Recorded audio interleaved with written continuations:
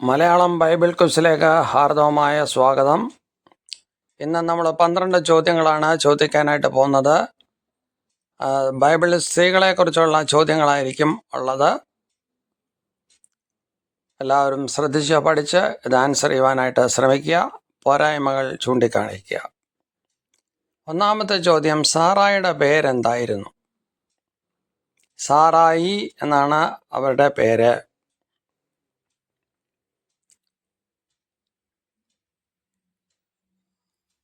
Sara എന്ന വാക്കിൻ്റെ അർത്ഥം എന്താണ്? ആ വാക്കിൻ്റെ അർത്ഥം കുലീനമായ സ്ത്രീ. മൂന്നാമത്തെ ചോദ്യം, എലിമലേക്കിൻ്റെ ഭാര്യയുടെ പേരെന്ത്? അതിൻ്റെ ഉത്തരം നവോമി.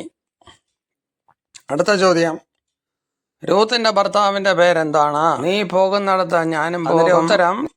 അടുത്ത ചോദ്യം, ശലോമോൻ്റെ മാതാവിൻ്റെ പേര് എന്താണ്? അതിൻ്റെ ഉത്തരം ബത്ശബ. മത്തായി 1:6.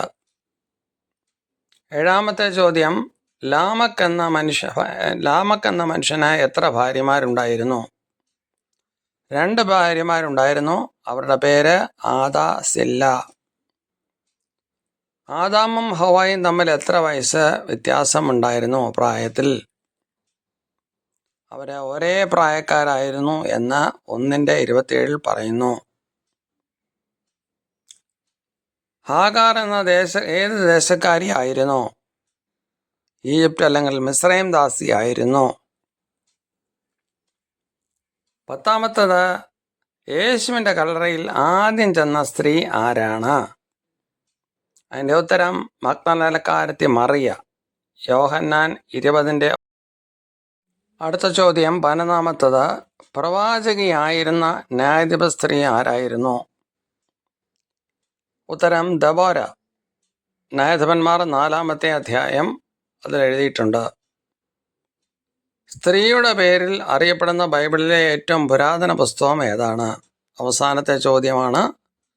അതിൻ്റെ ഉത്തരം Ruth. Kindly share, comment, like and subscribe. Thank you. അടുത്ത ആഴ്ച വീണ്ടും